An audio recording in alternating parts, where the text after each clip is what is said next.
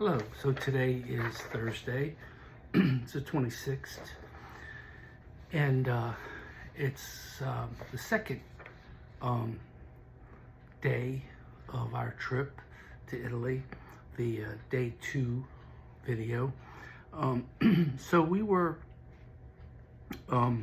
in Milan, and we got to see, you know, the church, the Basilica of St. Ambrose, and we spent the night there, had a nice dinner, and the next morning we got up and we left for Verona. And unfortunately on the way we had a blowout on the bus, and it all worked out because they were able to change the tires. They had to get somebody out. It was a couple hour delay, but it made us miss the formal tour of the cathedral in Verona. But our tour guide was able to get us in there and show us around and see the cathedral. But walking to the cathedral, you're walking through these little streets with little walkways, and there are these residential areas, and in Verona is the balcony where the setting is for Romeo and Juliet. And so that's a very popular touristy kind of place, and everybody wanted to go, you know, into the courtyard and stand there and take a picture with themselves in the balcony. I didn't really do that. I just went up there to say, hey, that's where it was. That's pretty cool, but not really too much into the needing a picture of me with the balcony in the background. But we came around and turned and went, and all of a sudden there was this huge marketplace that opened up in Verona, which was absolutely awesome. I think you could probably get lost in that whole market, stay there half the day. But we were on our way to Padua, because that's where you've probably heard of St. Anthony of Padua.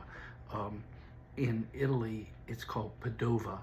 And so we went to Padova, and we had Mass at the church where St. Anthony is memorialized, and his relics are there. And my daughter, who took the trip with me, was able to get relics, the gift she bought for her kids, make them relics by putting it on, you know, St. Anthony's remains there. And I have a grandson named Anthony, so I was able to get him a holy card of St. Anthony from St. Anthony's Church, and you know, that was it was pretty special. But here's where the nuance of the trip starts to take shape. We're going from town to town to town to town. So we're going across Italy, then we're coming down Italy, and everywhere we go is a trip. So we had to you know, we had to stay one night, pack everything up the next morning, get on the bus. Then that night, stay wherever we were, and then pack everything up the next day, get on the bus, you know. And so the dinner the second night was salmon, and it was absolutely delicious. It was a fantastic dinner in Verona. And little did we know that what we did was we went from Verona and kind of made our way toward Venice at the end of the day. And that's really where we were when we had dinner, closer to Venice. And so spent the night, got up the next morning, and literally it was a 15-minute drive to the harbor. And at the harbor, you get on a boat and you head to Venice. And so day 3 was in Venice. And in Venice, there's a cathedral, and that's where St. Mark is buried. And there's this statue of Barnabas, I think it is, with the skin off. It's a fantastic holy site. And then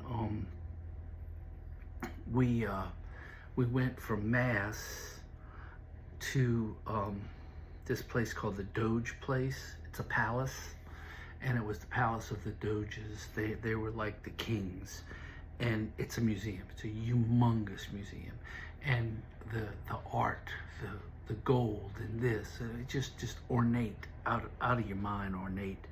And we did the tour, and when we got done, we had enough free time to take a gondola ride. And of course, and that was pretty cool. If I get a chance, maybe I'll post a picture of the gondola ride on Facebook or X or whatever. But I think what surprised most of us in Venice, because you think about the gondola ride, is the amount of art and the beauty and the architecture. I think that really surprised most of us in Venice. So in that trip, just to recap, we started in Milan, way up in the north, and then we kind of went to Verona,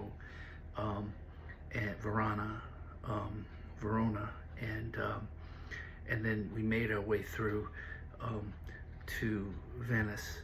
So this video kind of encapsulates 2 days, the second, third day, because we didn't get a lot of time at one or other of the places, because getting back and forth takes some time. So anyway, it was very beautiful. But the next day, tomorrow, when I do the video, I'll tell you about going to Pisa and some of the intricacies of the reality of Pisa in Italian history.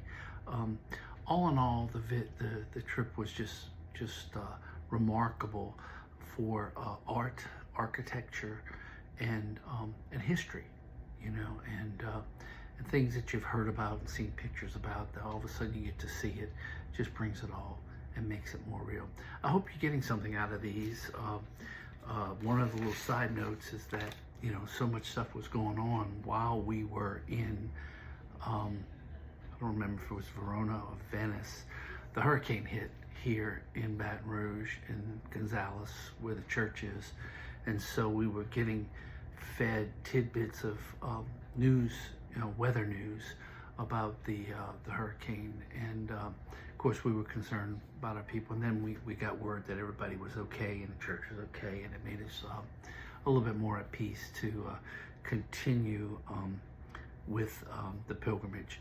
So I appreciate it if you would like the video, if you would subscribe to the channel, and I'll like I said, I'm going to try to do better and do more videos that are more involved with church stuff and political stuff and history stuff and day-to-day stuff, to keep up with the reality of what's going on in the world. But I enjoy doing these videos. I just don't do them frequently enough. So with that, I'm going to sign off and just tell you that God loves you, and I do too. God bless.